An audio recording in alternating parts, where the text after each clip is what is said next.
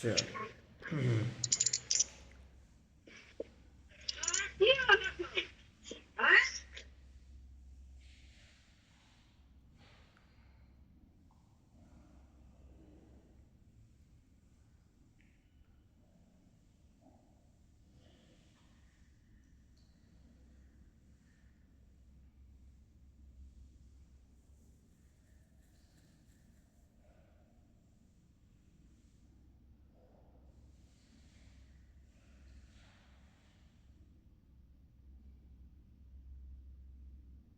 देखो आर्टिकल 39 का जो कीज एस्पेक्ट है उसमें से पहला जो बातें है वो है आपका equal right to livelihood. Equal right to livelihood.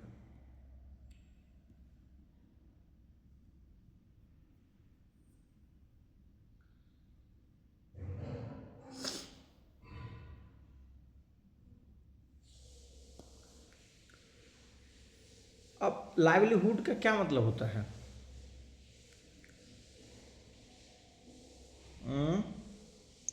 जनजीवन।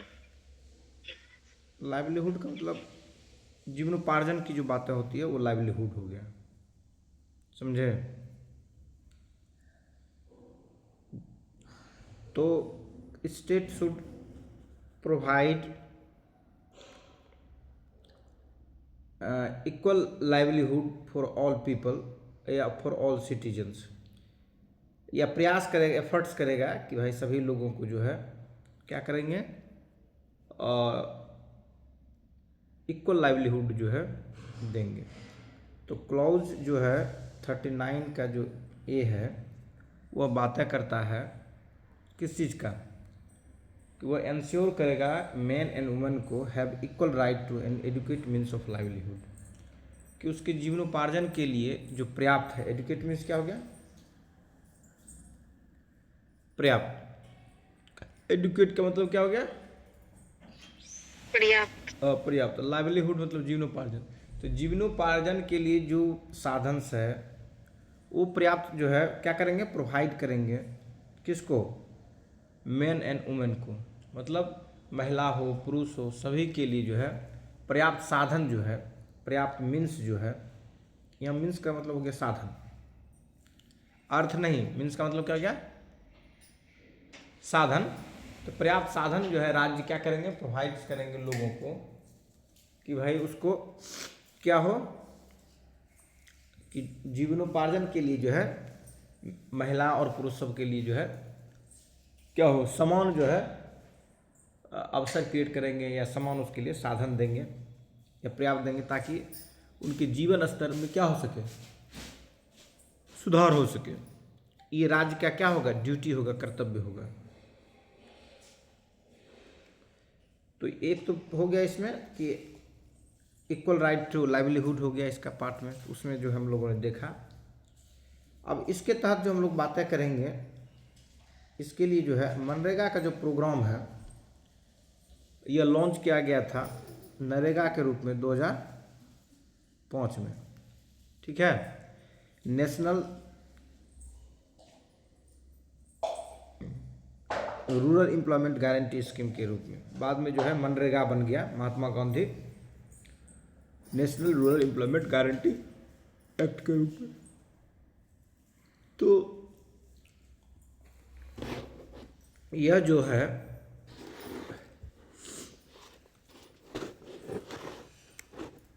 मनरेगा जो है इसमें महिला और पुरुष में किसी तरह के कोई भेदभाव किए बिना दोनों को जो क्या करती है, रोजगार करती है ग्रामीण क्षेत्र में रहने वाले के लिए, समझे?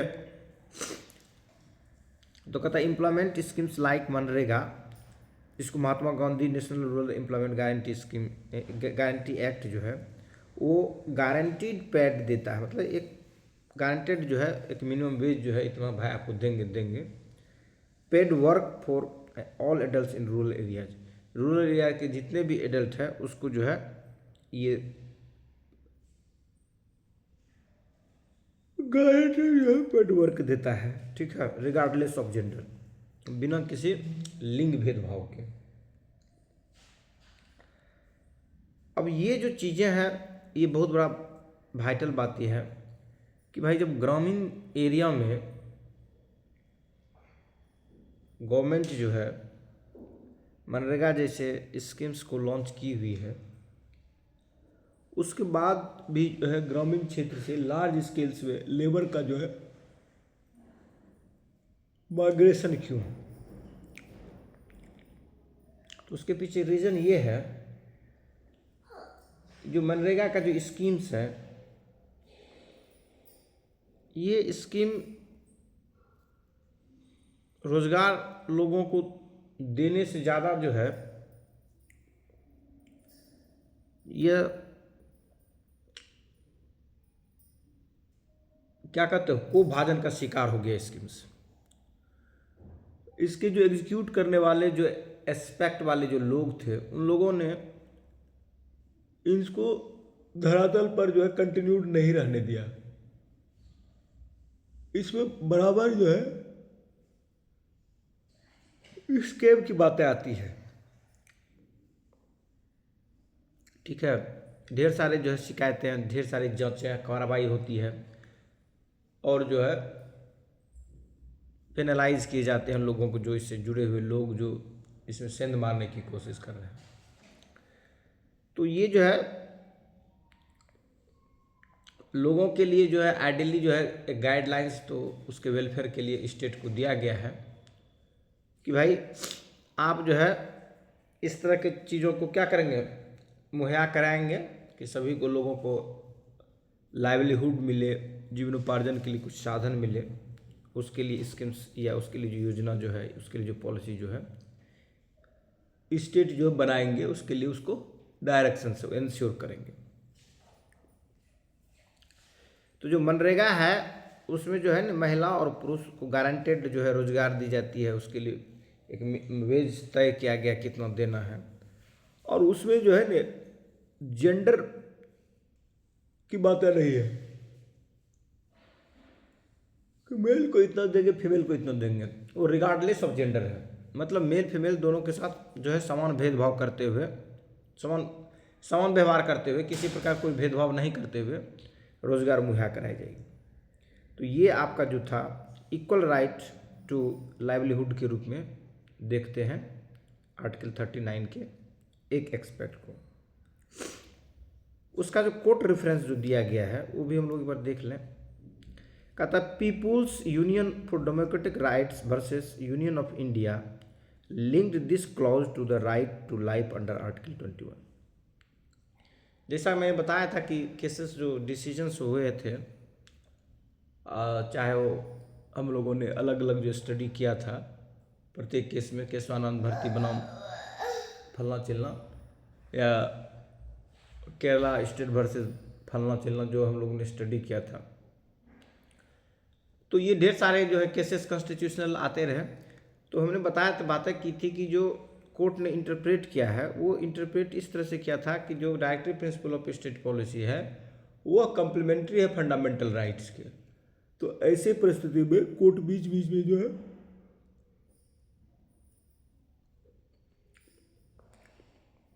कुछ ना कुछ इंटरप्रिटेशन तो करते रहती है, भले ये नॉन जुडिशियस है उसके बावजूद भी इंटरप्रिटेशन होती है।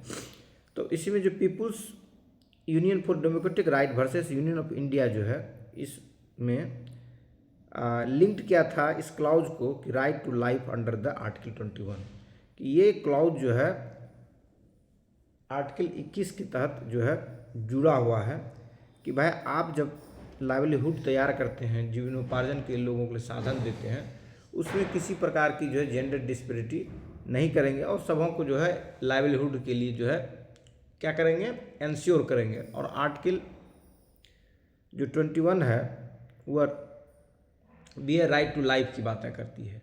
तो जो राइट टू लाइफ है, कब होगी राइट टू लाइफ? जब उसको खाने पीने के लिए दोगे तब नहीं राइट टू लाइफ होगी। जब खाने पीने की व्यवस्था ही नहीं रहेगी, जीवनोपार्जन की व्यवस्था ही नहीं रहेगी, तो राइट टू लाइफ की बात कहाँ से आती है? तो इसीलिए कोर्ट इस तरह की चीज़ों को जो है क्या करती है, इंटरलिंक करती है अपने इंटरप्रिटेशन में। समझ में आया? जी सर।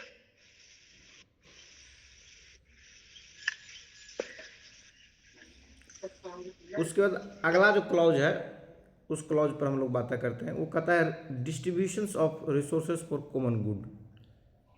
जो मैक्सिमम लोगों को जो वेलफेयर की बातें हो सके, ठीक है, ए रुना चादर दो तो, मैक्सिमम लोगों को जो वेलफेयर की बातें हो सके उस को ध्यान में रखते हुए स्टेट जो है वो पॉलिसी मेकिंग करेंगे या ये इंश्योर करेंगे कि जो रिसोर्सेस हो उसमें ज़्यादा से ज़्यादा लोगों का जो है भागीदारी हो और उसमें किसी एक आदमी का जो है कंसंट्रेशन वेल्थ पर नहीं हो। इस पर भी जो है स्टेट जो है ध्यान देंगे। उसी के कोर्स में हम लोग देखते हैं कि कहता है कि distributions of resources for common good. Common good का मतलब हुआ कि वेलफेयर, सब लोगों के वेलफेयर की बातें हो रही है। तो ownership and control of the community resources must be distributed to best serve the public interest. कि ये जो है ownership and control of community resources, जो समाज के जो रिसोर्सेस है उस पर जो होंगे ओनरशिप और नियंत्रण जो होंगे वो इस तरह से होंगे जिसमें कि जो वहाँ रहने वाले जो लोग हैं, जो पब्लिक है, उसको बेस्ट सर्व हो सके उसका, ठीक है। और इसी के मद्देनजर रखते हुए जो है लैंड रिफॉर्म पॉलिसी जो है लाई गई, जिसके तहत जो है जमींदारी प्रथा समाप्त होती है और उसके बाद जो है न सरकार जो है जमींदारों की जो ज़मीन थी, जो एक्सेस लैंड्स था, जो सरप्लस लैंड्स था, उसको रीडिस्ट्रीब्यूट किया गया लैंडलेस लेबर जो थे। एक्चुअल में ज़मीन जो है पहले जो हुआ करते थे, किसान जो है जोत के कोड़ के किसी तरह से जो है उसको जो है ना उपजाऊ बनाया करते थे। आज भी जो देखोगे अफ्रीकन कंट्री में जो तुम्हें देखने को मिलेगा, अधिकांशतः जो है फॉरेस्ट है या श्रब्स का एरिया है, लोग जो है शिकार करके उस पर जी रहे हैं या जो फल है उसको तोड़ करके खा रहे हैं और कुछ कुछ जगह पर जो है खेती भी ज़मीन पर की जाती है। हर ज़मीन जो होती है उपजाऊ नहीं होती है, उसको किसान जो है अपने मेहनत से, अपने ताकत से उसको उपजाऊ बनाते हैं और फिर उस पर खेती करते हैं। परंतु एक और भी सिस्टम जो है पूरे ग्लोबल लेवल पर डेवलप्ड होते रहा, समय समय पर वो डेवलप हो रहा टैक्सेशन का या रूल का, या सोसाइटी में जो है ना एक वॉरियर ग्रुप के रूप में, एक योद्धा ग्रुप के रूप में लोगों को उभरने का, जो कि समाज के लोगों की सुरक्षा करता था। तो जो समाज के लोगों की सुरक्षा करता था उस ग्रुप का काम खेती नहीं था, बल्कि सोसाइटी की रक्षा करना था उन लोगों को। और उसके एवज में जो कृषक जो खेती करते थे या जो चारागाह करने वाले जो पशुचर थे, वो अपने हिस्से के कुछ अंश जो है इन लोगों के लिए जो है क्या करते थे, सुरक्षित रखते थे या इन लोगों को देते थे। समझ में आया? और इस तरह से जो है पूरे वर्ल्ड में अलग अलग जगहों पर जो है एडमिनिस्ट्रेटिव सिस्टम्स या कह सकते हो रूलर सिस्टम्स या कह सकते हो शासन व्यवस्था का जो है नींव पड़ती है। तो ये डिफेंस से ही शासन व्यवस्था की जो है नींव पड़ती है पूरी दुनिया में। परंतु डिफेंस करने वाले खुद जो है इस पे अब ओनर्स के रूप में जो है उभर गए। अब ओनर्स के रूप में उभरने का मतलब है कि स्टेट ने जो लैंड था उसको अपना संपत्ति समझने लगा और उसके बाद इस लैंड को स्टेट ने अपने ढंग से जो है इसको सेटल्ड किया या इससे टैक्स वसूलने के लिए बाद में लॉ फॉर्मुलेट करते रहा। और इससे जो एक्चुअल में उस लैंड को बनाने वाले जो थे, जो कृषि योग्य भूमि बनाए, जिसने मेहनत किया, उनकी जो राइट है वो राइट जो है रहा नहीं, क्योंकि राइट जो है स्नैच आउट कर लिया स्टेट के द्वारा, पावर के द्वारा, शक्ति के द्वारा। ठीक है, तो ऐसी परिस्थिति में जो है स्टेट ने जब किसी के साथ कंप्रोमाइज़ करके लैंड को दे दिया, उससे कुछ पैसा या उससे कुछ शर्त के आधार पर, और वो जो है फिर किसान के साथ अत्याचार एट्रोसिटीज करने लगे और वो किसान खुद अब किसान नहीं रहे, क्योंकि उनकी ज़मीन तो अब ओनरशिप किसी और को दे दी गई। तो जो लैंड ओनर्स जो है कोई और बन गए, और लैंड के जो कल्टीवेटर थे उसको जोतने वाले जो थे कोई और थे। इस तरह से जो है लैंड में बहुत बड़ी एबनॉर्मलिटी हुई, या बहुत बड़ा इसमें जो है क्या कहते हो सोसाइटल जो है डिफरेंसेस क्रिएट्स किया गया, जिसमें कि कुछ लोग जो है अपनी चतुराई अपनी बुद्धिमत्ता के बदौलत जो है ज़्यादा से ज़्यादा इस लैंड रिसोर्सेज को जो है अपने नाम पर कर लिया, और जो इनोसेंट्स फार्मर्स थे वो अब लेबरर के लैंडलेस लेबरर के रूप में कन्वर्ट हो गए। तो उनकी जो लाइवलीहुड थी वो जो है बहुत ही मिजरेबल कंडीशन में पहुंच गई। तो ऐसी परिस्थिति में अंग्रेज़ों ने जो हथकंडे अपनाए वो और एस्लेट करने वाले थे, और जो है लोगों को लैंडलेस बनाने वाले थे, जिसके कारण जो है भारत में मास स्केल्स पर या लार्ज स्केल्स पर जो है लैंडलेस लेबर जो है क्रिएट की गई। तो ऐसी परिस्थिति में निश्चित रूप से जो है आज़ाद भारत में यह स्टेप उठाती ही, चाहे गवर्नमेंट किसी की रहती, कि लैंड पर रिफॉर्म करता है, ठीक है। क्योंकि अंग्रेज़ों के द्वारा ज़मीन को जो है कुछ ही मुट्ठी भर लोगों के हाथों में जो है दे दी गई थी मैक्सिमम लैंड। तो distribution of resources for common good के लिए ownership and control of the community resources must be distributed to the best serve the public interest. तो उसी में जो है एग्जांपल में आता है land reform policies redistribute agriculture land from wealthy owners to the landless farmers, ठीक है, ensuring wider access to property, ताकि प्रॉपर्टी का लोग ढेर सारे स्तर पर लोग जो उसको एसेस कर सकें, ठीक है।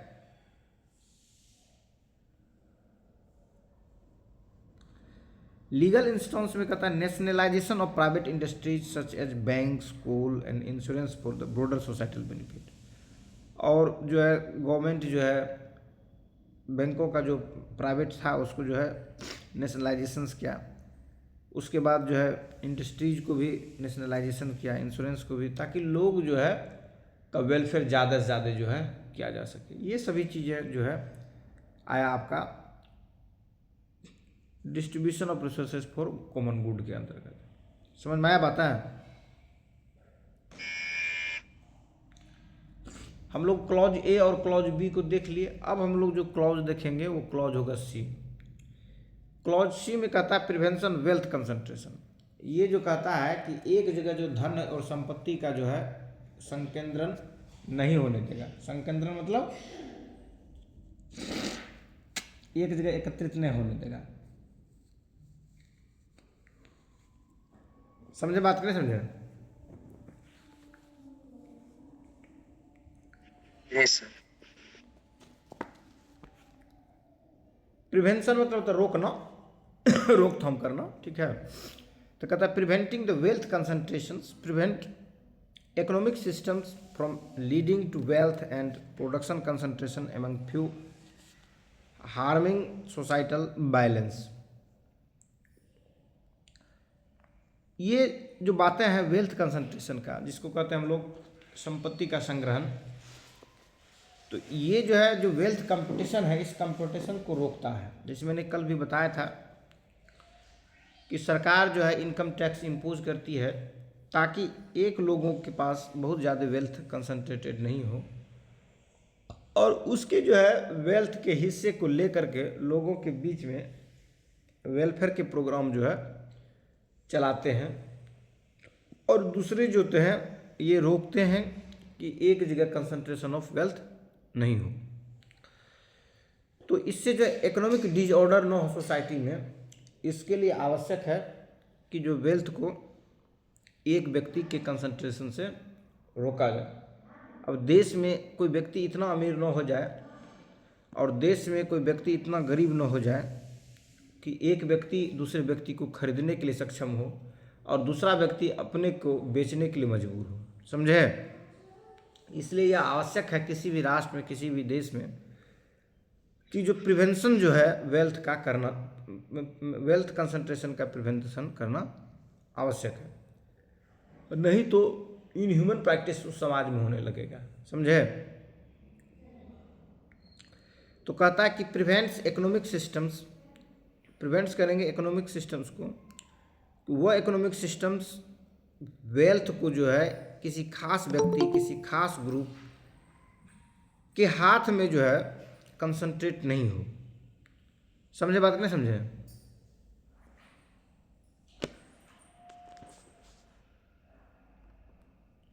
बात है, समझ में आया कि नहीं समझ में आया? Yes sir. हाँ। तो prevents economic systems from leading to wealth and production concentration. Wealth और प्रोडक्शन, प्रोडक्शन कंसंट्रेशन का मतलब हुआ कि जो उद्योगपति सब जो है, जो किसी चीज़ को प्रोडक्ट करते हैं, उसका भी कंसंट्रेशन किसी खास ही जगह नहीं हो, ठीक है। हाँ, तो ये उससे रोकता है ताकि जो है समाज में जो है बैलेंस बना रहे के, सोसाइटल हार्मोनी बना रहे। तो कहता है प्रिवेंट्स इकोनॉमिक सिस्टम्स, वैसे इकोनॉमिक सिस्टम्स को रोकथाम करेगा जो इकोनॉमिक सिस्टम्स ये लीड करेगा वेल्थ कंसंट्रेशन को और प्रोडक्शन कंसंट्रेशन को। प्रोडक्शन का जो इंडस्ट्रियल प्रोडक्ट होता है उसको प्रोडक्शन कंसंट्रेशन कर सकते हो, ठीक है। एमंग ए फ्यू, कुछ लोगों के ये हाथों में हो संपत्ति और वेल्थ का कंसंट्रेशन, इसको रोकती है ताकि सोसाइटी को जो है हार्म न कर सके। समझे? तो हार्मिंग सोसाइटल बैलेंस, जो सोसाइटल बैलेंस है उसको हार्म न पहुंचा सके, इस तरह के चीज़ों को क्या करती है? रोकती है। मैंने बताया कि एक व्यक्ति के पास इतनी संपत्ति न होनी चाहिए जिससे वह दूसरे व्यक्ति को खरीद सके, और एक व्यक्ति इतने दरिद्र न होना चाहिए, इतने असहाय न होना चाहिए, इतने मजबूर न हो जाना चाहिए खुद उसको अपने को बेचना पड़े। समझे? अगर इस तरह की बातें समाज में आएगी तो दैट मीन्स एनार्की होगी, सोसाइटल अनबैलेंस्ड होगा और सोसाइटी में हार्मोनी नहीं रहेगी, और वो सोसाइटी एक दिन जो है एक्सप्लोड करेगी, और वह जो है एक्सप्लोड करने के बाद जो है अनस्टेबल हो जाएगी। समझ में आया बात? समझ में आया? जी सर। अब एग्जाम्पल में जो है एंटी मोनोपोली लॉज, जिसको कहते हैं कंपटीशन एक्ट। कंपटीशन एक्ट को जो है बनाया गया जिसमें कि एंटी मोनोपोली लॉज हो, किसी खास का अपना मोनोपोली नहीं हो। जैसे उदाहरण के लिए अगर मान लो कि एयरटेल है, जियो है, 4-5 जो टेलीकॉम कंपनी है, उसमें से 2-3 कंपनी को रहने दे और अन्य कंपनी को जो है ना आने ही नहीं दे, ठीक है। तो ऐसे परिस्थिति में क्या होगा कि कंपिटिटिव माहौल नहीं बनेगा, तो एक खास कंपनी की अपनी मोनोपोली होगी, और वो मोनोपोली के तहत क्या करेगा? बार बार जो है चार्ज को बढ़ाते रहेगा। जैसे मान लो किसी एक खेत में आलू हो और कोई दूसरा आदमी आलू नहीं उपजा सकता है, तो एक ही व्यक्ति अगर आलू उपजाएगा तो आलू का दाम अपने मन से हिसाब से निर्धारित करते रहेगा, तो इससे क्या होगा? उसकी मोनोपोली चलेगी। वैसे ही मान लो कि जो कंपनियां हैं दूरभाष में, मोबाइल कंपनी में, जो मोबाइल जिससे हम लोग रिचार्ज करते हैं टेलीकॉम कंपनी में, तो वो अपनी मोनोपोली इस तरह से बना के रखे तो फिर लोगों को दिक्कतें हो जाएगी कंपटीशन की। इसीलिए कम्पिटिटिव माहौल जरूरी है, और जिससे कि मोनोपोली जो है किसी खास कंपनी का, किसी खास ग्रुप का नहीं रह सके। समझे? तो एंटी मोनोपोली लॉज या competition act and regulation limiting the vertical integration in industries, ये जो है वर्टिकल इंटीग्रेशन इंडस्ट्रीज में उसको क्या करती है? लिमिट करती है, सीमित करती है। समझे? तो वर्टिकल इंटीग्रेशन को जब सीमित करेगी तो क्या होगा? अलग अलग जगह ढेर सारे जो है कंपनियां क्या करेगी? उभरेगी, और जब ढेर सारी कंपनियां उभरेगी तो कम्पिटिटिव माहौल पैदा होगा, तो उससे क्या होगा? मोनोपोली किसी खास कंपनी की नहीं होगी, और जो किसी खास कंपनी की मोनोपोली नहीं होगी तो जो है लोगों को ज़्यादा से ज़्यादा वेलफेयर हो पाएगा, लोगों का एक्सप्लॉयटेशन कम हो पाएगा, लोग कम मजबूर होंगे। उसके लिए ढेर सारे ऑप्शंस होंगे। मान लो जैसे ब्लेड के लिए एक ही कंपनी रहता, तो अपने हिसाब से जो है ब्लेड का कीमत निर्धारित करते रहता है, आगे बढ़ते जाता है। लेकिन ढेर सारी कंपनियां हैं जिसके कारण जो है ब्लेड का अलग अलग जगह, अलग अलग कंपनी, अलग अलग प्रोडक्ट में अलग अलग उसकी प्राइसेस है। समझ में आता है? तो लोगों के लिए जो है ढेर सारे ऑप्शंस मिलेंगे इससे। कोर्ट केसेस में जो है आप देखेंगे कि जो मिनर्वा मिल्स है केस, जो मिनर्वा मिल्स वाला केस है, वो री इन्फोर्स किए balancing the fundamental rights with preventing the undue concentration, कि फंडामेंटल राइट्स को बैलेंस करने के लिए यह आवश्यक है कि लोगों के बीच में धन का जो अनड्यू कंसंट्रेशंस न हो। समझे? तो ये जो चीज़ें था ये हम लोगों ने देखा 39 के क्लॉज सी में देखा। अब 39 के क्लॉज डी पर हम लोग बातें करते हैं। अब 39 के क्लॉज डी जो बहुत महत्वपूर्ण और वाइटल ये क्लॉज है, ये कहता है equal pay for equal work, मतलब अगर समान काम लिया जा रहा है किसी व्यक्ति से, उसको समान वेजेज देगा। तो यहाँ पर कभी कभी तुम लोगों को लगता होगा जब सब मास्टर का धर्म हाथ वाला गलत क्यों होता है, समान रूप से सब पढ़ा रहा है, सब टीचर का जो है सब समान रूप से मतलब मिलना चाहिए वेतन ना है। वैसे पुलिस में जो है सब पुलिस का तो बराबर वेतन नहीं रहता है, सबका तो अलग अलग रहता है वेतन आए। जी सर। जी सर। लेकिन जिस दिन बहाली होती है उस दिन सबका समान वेतन होता है। जो पहले से आया एक्सपीरियंस के आधार पर उसी कार्य के लिए उसको ज़्यादा पैसा मिलता है। वो equal pay for equal work के अगेंस्ट में नहीं है, समझ में आया। Equal pay for equal wage के अगेंस्ट में तब होता जब समान काम कर रहा था, सभी व्यक्ति का अपॉइंटमेंट सेम डे हो रहा था और सबों को डिफरेंट डिफरेंट वेतन मिल रहा हो, समझे। तो सभी लोग को समान ही वेतन मिलता है। जैसे एक ही अपॉइंटमेंट हुआ तो उसको वेजेज जो होगा अपॉइंटमेंट में सब लोगों के लिए समान रूप से वेजेज देगा, ठीक है।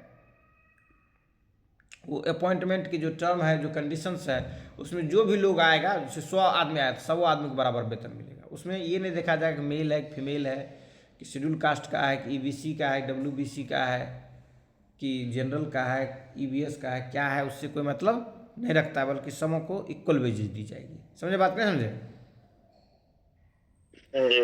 तो क्लॉज डी कहता है equal pay for equal work, मतलब समान जब काम करेंगे उसको समान वेजेज मिलेगा। उसी में बातें होती है कि मैंडेट करती है, अनिवार्य करती है equal pay for man and women doing the same work, same काम करने के लिए महिला और पुरुष दोनों को समान वेजेज देंगे। लेकिन जो व्यवहारिक तौर पर गाँव में आज भी जो देखते होंगे कि 2 मजदूर अगर मेल है और 2 मजदूर फीमेल है, जब घर में काम करने के लिए आती है लेबर के रूप में, अगर घर में मान लो कि काम करती है, जैसे कि मिस्त्री है, कढ़ाई क्या कौन मिस्त्री कहते, राजमिस्त्री कहते हो, तो राजमिस्त्री के साथ 2 मेल भी मान लो काम करता है, 2 फीमेल भी काम करता है, तो राजमिस्त्री तो मान लो उसका डिफरेंट वर्क है, उसको तो डिफरेंट उसको वेजेस तो मिलेगा ही।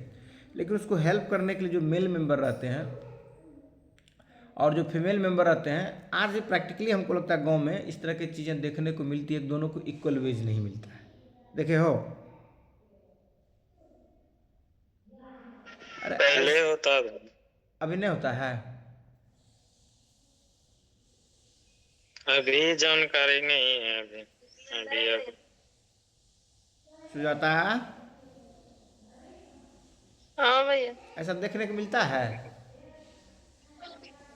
नहीं अभी कहाँ देख।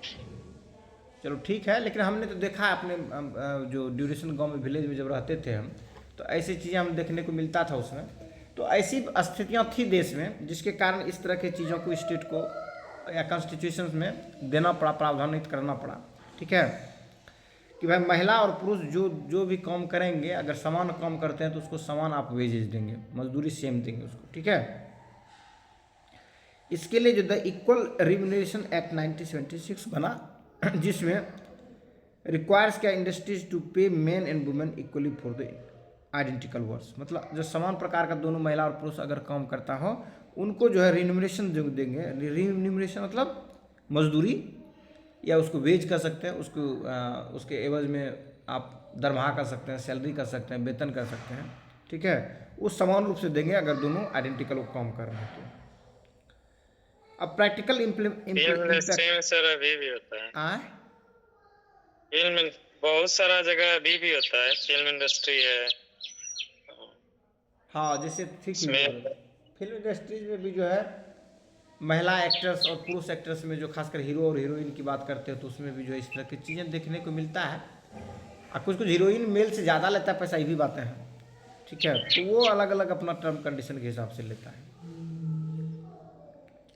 अब प्रैक्टिकल इम्पैक्ट के रूप में देखो, कहता government jobs and private sectors entities must provide wage parity. ये प्रैक्टिकल इम्पैक्ट में इस तरह के जो गवर्नमेंट जॉब्स होंगे उसमें और जो प्राइवेट सेक्टर्स है, जो भी एंटाइटीज उस तरह के होंगे, जैसे बताया इंडस्ट्रियल जो है उद्योगपति के जो यहाँ या कोई कल कारखाना जहाँ पर भी काम होती है या कोई होटल रेस्टोरेंट, उसमें जो है एक तरह से कहा भाई अगर सामान कम ले रहे हैं तो समान रूप से इसको पैसा देंगे। और जो अगला जो क्लॉज है वो ई है 39 का, कहता protection of the workers health and strength. इसमें मैंने बताया कि ये डायरेक्शन देता है स्टेट को, directive principle of state policy, कि भाई आप जो है काम जब लोगों से लेते हैं तो ऐसी इस तरह से काम लीजिए कि वर्क प्लेस जो है उसको हाइजेनिक हो, उसके हेल्थ के अगेंस्ट में नहीं हो, ठीक है। इन सभी चीज़ों को ध्यान में देते हुए आप जो है वर्क लीजिए लोगों से। तो कहता है safeguards workers health and prevent citizens specially children from unsuitable exploitative employment. Safeguard करता है वर्क के हेल्थ को और प्रिवेंट्स करता है सिटीजन्स को, खासकर जो बच्चे हैं उसको, कि जो अनसुटेबल्स हो या एक्सप्लॉइटेसिव जो एम्प्लॉयमेंट्स हो उसके लिए। इसके लिए जो है गवर्नमेंट क्या करती है, फैक्ट्रीज एक्ट बनाई थी 1948 में। चाइल्ड एंड एडोलसेंट लेबर जो है, हाँ बेटा,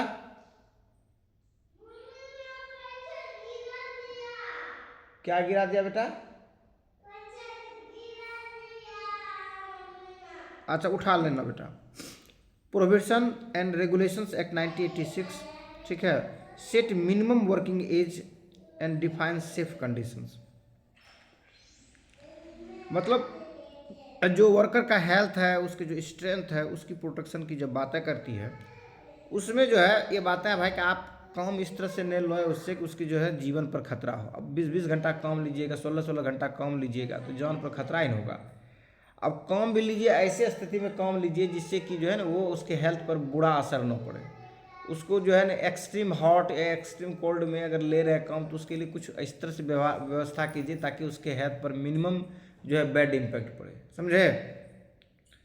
लेकिन काम करने वाले जो लोग होते हैं उनसे पूछो कितनी कष्ट से, कितनी दिक्कतें से पैसा कमा करके लाता है, समझे। जो काम करने जाते हैं इंडस्ट्रीज में, फैक्ट्रीज में जो जाते हैं, इतनी गर्मी रहता है, उसके शरीर के जो है एक भी बाल नहीं रहते हैं, उस गर्मी से सब बर्न हो जाता है। दैट मीन्स बहुत अनहाइजेनिक कंडीशंस में भी लोग काम करते हैं, जीते हैं। क्या करोगे, उसमें ज़रूरी है। जैसे देखे होगे जो है ना दिल्ली वाला जो है साफ करने वाला जो बार बार वीडियो आते रहता था, अंदर में जो है क्या कहते हो नाला जो साफ करता है, और उस साफ करने में बहुत सारे लोगों की जानें चली जाती है, वो अनहाइजेनिक कंडीशंस में। तो बहुत सारा वो कहा भाई उसको उस तरह से मत करवाइए, मशीन से काम करवाइए, लोगों की जान जो है इनमें अनसेफ है। तो स्टेप उठाती है स्टेट गवर्नमेंट भी directive principle of state policy के अंतर्गत। कोर्ट जो है इसमें जुडिशरी तो बातें नहीं करती, लेकिन डायरेक्शन तो जरूर देती है कि भाई आपका जो है इस तरह से चीज़ें हैं, आप इस तरह से जो है ध्यान में रखें, कीप करें माइंड में कि लोगों को जो है अनहाइजेनिक जो है कंडीशंस में इस तरह से काम न लें। इसके लिए जो है फिर एक्ट बनाती है स्टेट। तो उसी में जो है जब फैक्ट्रीज एक्ट 1948 है, चाइल्ड एंड एडोलसेंस लेबर जो है प्रोविजन एंड रेगुलेशन एक्ट 1986 है, ये सेट करता है मिनिमम एज का भाई कि आप कम से कम किस उम्र के बच्चों को जो है काम करवाएंगे, कौन सा काम करवाएंगे, और डिफाइन द सेफ कंडीशन, उसके लिए क्या सेफ कंडीशंस होंगे उसको इसमें डिफाइन किया गया है। और इसी लेबर लॉज या इसी तरह की जो चीज़ें हैं कि प्रोटेक्शन के आड़ में जो होते हैं लेबर इंस्पेक्टर्स या लेबर सुपरिटेंडेंट जो है वो जो है फैक्ट्रीज का जो है इंस्पेक्शन करते हैं, और वो जो है इंस्पेक्शन में जो लूप होल छोड़ते हैं या बढ़िया से नहीं कर पाते हैं तो कहीं ना कहीं वो कंप्रोमाइज़ करते हैं मजदूरों की जो है हित है, जो इंटरेस्ट है उसके के साथ, और फिर जो है उसके साथ जो भी बगलिंग करेंगे या जो भी उसके साथ अपना माइनस प्लस करके जो भी अपना वेल्थ कंसंट्रेशन करते हैं, वो यही फैक्ट्रीज एक्ट और चाइल्ड एडोलसेंस लेबर जो है प्रोविजंस एक्ट में जो उनके सेफ्टी की जो बातें करती है उसी के नेग्लिजेंस का फ़ायदा उठाते हैं। समझ में आया कि नहीं समझ में आया? जी सर। तो लेकिन डायरेक्शन तो स्टेट ने दिया है, स्टेट को जो है मैंने क्या कहते हो कॉन्स्टिट्यूशंस ने, और स्टेट ने भी इस तरह के जो है लॉज बनाए हैं जिससे कि लोगों का हो सके, लेकिन उसको एग्जीक्यूट करने वाले लोग अगर एज इट इज एग्जीक्यूट करेंगे तभी जो है ये सार्थक हो पाएगा। समझे कि नहीं समझे? जी सर। उसके बाद इस एप्लीकेशन की बातें करते हैं तो इसमें कहता provisions of hazards factory work for children, labour protection codes for adults, कि जो हैजार्डस वर्क है हेजार्डस फैक्ट्री वर्क जो है उसमें बच्चों को जो है एम्प्लॉयमेंट के लिए मनाही है, और साथ में जो है जो इस तरह के काम करेंगे लेबर, उसके लिए जो है कुछ कोड बनाया गया है कि भाई किस किस कोड के तहत जो है ये काम करेंगे। जैसे होता है ना कि मान लो को छत पर पेंटिंग करेगा तो उसमें माथा में हेलमेट लगा करके करेगा, समझे नहीं समझे, ताकि गिरे तो उसकी जो बॉडी की सुरक्षा या सेफ्टी जो रहता है, बेल्ट रहता है, सेफ्टी बेल्ट लगा कर काम करेंगे। तो दैट मीन्स ये सभी कोड दिया गया जिस कोड के तहत वो अपने इस तरह से काम को करेंगे ताकि उनके हेल्थ पर बैड इम्पैक्ट ना पड़े। बात समझ में आया कि नहीं समझ में आया? जी सर। अब लास्ट कंडिका है, इसको भी एक बार हम पढ़ ही दें, ठीक है। उसके बाद जो एफ है वो है चाइल्ड वेलफेयर एंड प्रोटेक्शन की बातें करता है कि 39 की जो एफ क्लॉज है उसमें जो है बच्चों के जो वेलफेयर और उसके जो है प्रोटेक्शन की बातें करता है। कहता है कि ensure healthy development and protection of children from exploitation and abandonment. Abandonment में का मतलब था परित्याग, जिसको छोड़ देना कहते हो ना, एबंडन सुने हो? जी सर। तो बच्चों का शोषण नहीं हो, उसका परित्याग नहीं हो, ठीक है। लोग इस तरह के जो है ना बच्चों को अनहेल्दी कंडीशन में न छोड़े, उसकी प्रोटेक्शन की जो है बातें करती है 39 के एफ में। तो कहता है ensure healthy development and protection for children, protection of children from exploitation and abandonment, उससे जो है इसको सेफ्टी के रूप में बातें करती है। तो जो बाद में देखते हैं कि आप जो है जो कॉन्स्टिट्यूशन लागू होने बाद कोर्ट का जो इंटरप्रिटेशन हुआ, उस इंटरप्रिटेशन में जो बातें आई भाई कि जो फंडामेंटल राइट्स है और directive principle of state policy है एक दूसरे के कम्प्लीमेंट्री है। तो उसी में जो है राइट टू एजुकेशन एक्ट 2009 ये गारंटी करता है कि ऑल चिल्ड्रन को जिसकी एज जो है 6 से 14 साल होगी उसको फ्री एंड कंपलसरी एजुकेशन देंगे, ठीक है। जैसे integrated child development schemes provide the nutrition and health care, तो बच्चों को जो है न्यूट्रिशन और हेल्थ केयर को जो है प्रोवाइड करते हैं ICDS जो प्रोग्राम देखते हो उसके माध्यम से। तो बच्चों की जो है हेल्थ है उस पर जो है ध्यान दी जा रही है, स्टेट के भी द्वारा और पेरेंट्स के द्वारा भी दी जा रही है, शिक्षा दे करके और भोजन दे करके, ठीक है, और हेल्थ फैसिलिटीज भी अवेलेबल करा करके। अब अमेंडमेंट की जब बातें करते हैं, स्कोप ब्रोडन इन 1976, जो 96 का जो है अमेंडमेंट जो है इसको ब्रॉड करता है, ज़्यादा इम्फेसाइज करता है बच्चों के डेवलपमेंट से जुड़े हुए, उनकी स्वतंत्रता से जुड़े हुए, उनकी डिग्निटी से जुड़े हुए बाय अमेंडमेंट 42। तो ये इसको और ब्रॉडर करता है। तो इसी को हम लोग आज ने देखा इसमें, ठीक है। तो क्लॉज ए में था जो डायरेक्टिव था equal right to livelihood, clause B में था distribution of wealth for common good, उसका प्रिवेंट कंसंट्रेशन ऑफ वेल्थ के कंसंट्रेशन को जो है रोकना था, equal pay for equal work, समान काम के लिए समान वेज देना, protection of health and strength of the worker, ये ई में था, और एफ में था चाइल्ड वेलफेयर एंड प्रोटेक्शन की बात है। तो आज हम लोगों ने जो है 39 के डिफरेंट क्लाउज को हम लोगों ने क्या क्या देखा।